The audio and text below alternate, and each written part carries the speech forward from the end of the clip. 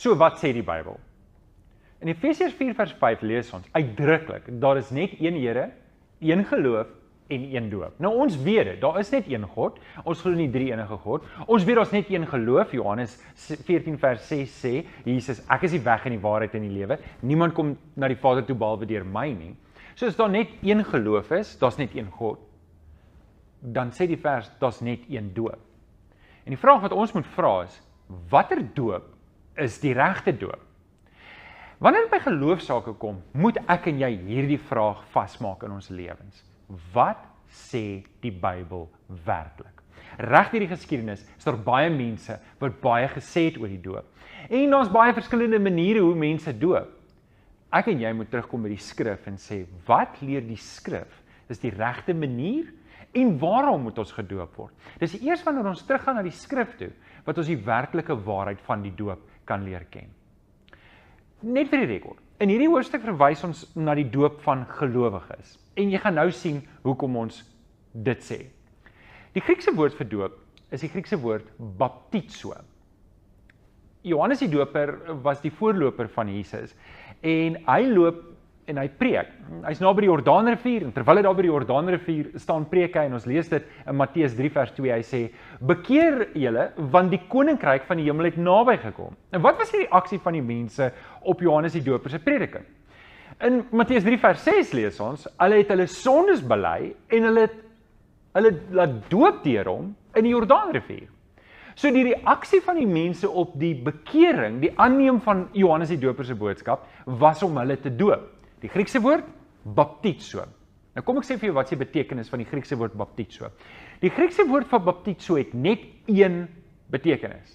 En dis om heeltemal te onderdompel. Dis om heeltemal te onderdompel.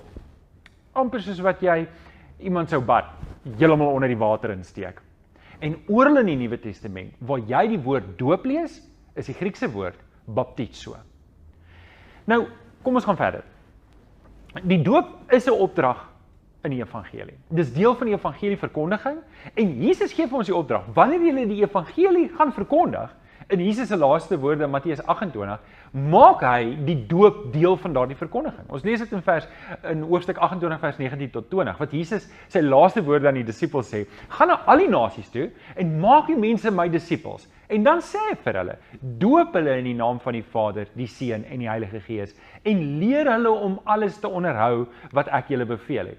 So die basiese opdragte is gaan, ons moet gaan en daardie is in die tydsbeskrywing van om te sê soos wat julle gaan. Nie gaan van punt A na punt B nie, maar soos wat jy gaan van punt A na punt B, moet jy die evangelie verkondig en mense vertel. En dan maak disippels. So met ander woorde, ons taak is nie net om mense op te roep tot geloof nie, maar met 'n pad te stap na bekering dat hulle werklik disippels word en doen wat ons doen, nog disippels maak.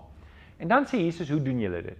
Deur om hulle te doop. So dis interessant, vir Jesus, in sy laaste opdragte aan die disippels, is dit vir hom verskriklik belangrik, dat die disippels moet weet, deel van hulle taak is om mense te doop.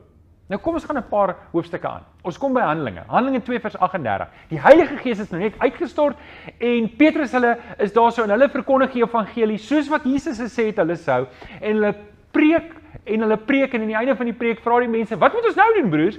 En in Handelinge 2 vers 38 lees ons, Petrus gee vir hulle die opdrag, bekeer julle, met ander woorde, draai weg van jou sonde af, en laat elkeen van julle gedoop word in die naam van Jesus Christus.